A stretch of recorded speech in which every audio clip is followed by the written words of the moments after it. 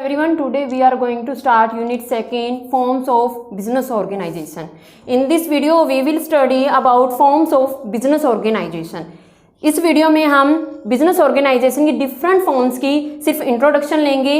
इनकी full detail हम upcoming video में स्टडी करेंगे। जब कोई भी पर्सन बिजनेस करने की सोचता है तो उसके माइंड में बहुत सारे क्वेश्चन अराइज होते हैं कि उसने पैसा कहाँ से लेना है, कौन सा बिजनेस करना है, बिजनेस की फॉर्म कौन सी सिलेक्ट करनी है। तो आज उन्हीं सब क्वेश्चंस में से हम एक क्वेश्चन का आंसर जानने की कोशिश करेंगे, that is form of business organisation की। बिजनेस ऑर्गेनाइजेशन की वो कौन सी फॉर्म चूज कर सकती हैं।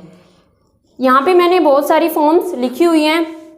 First one is sole proprietorship, then it's partnership, then it's Hindu undivided family, then it's cooperative societies and after that companies. तो अब एक पर्सन कैसे डिसाइड करता है कि वो सोल प्रोप्राइटरशिप में जाना चाहता है या फिर पार्टनरशिप में एंटर करेगा, हिंदू अनडिवाइडेड फैमिली बिजनेस शुरू करेगा या फिर कंपनी में एंटर करेगा। तो हम ये देखते हैं कि इन सब का मीनिंग होता क्या है। Sole proprietorship as the name suggest, sole means एक single, proprietor means owner. Sole proprietorship में पूरे बिजनेस को एक अकेला पर्सन ही हैंडल करता है, अकेला पर्सन ही मैनेज करता है, उसको ओन करता है। अगर कोई पर्सन ये चाहता है कि मेरे पास तो बहुत सारा पैसा है, मुझे किसी की पार्टनरशिप की नीड नहीं है, तो वो सोल प्रोप्राइटरशिप को ही प्रेफरेंस देता है।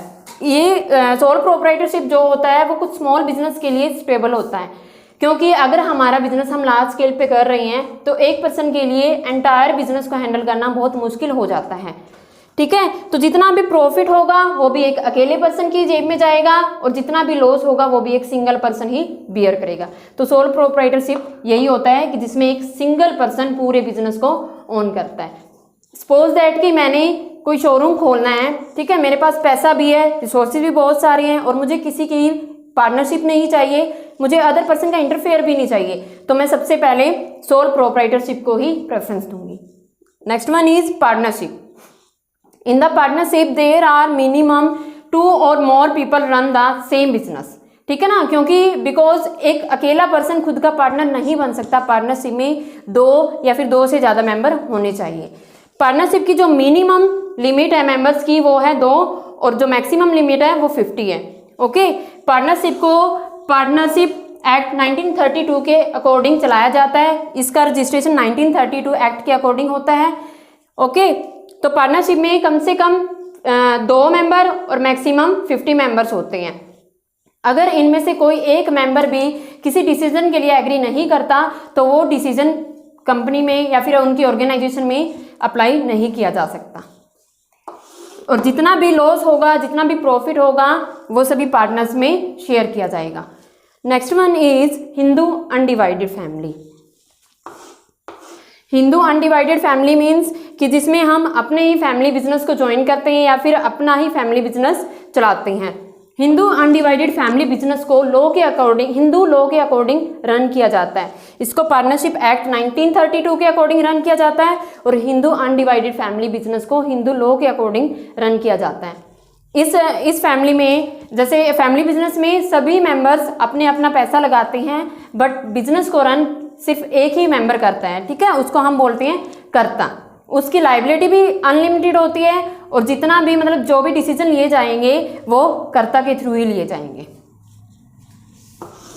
Next one is cooperative societies. Cooperative societies means कि जिसमें 5 से 6 लोग या फिर उससे ज़्यादा लोग मिलकर एक बिजनेस रन करते हैं। ठीक है ना, वो इसलिए करते हैं कि वो अपने मेंबर्स के वेलफेयर के लिए बिजनेस ज्वाइन करते हैं।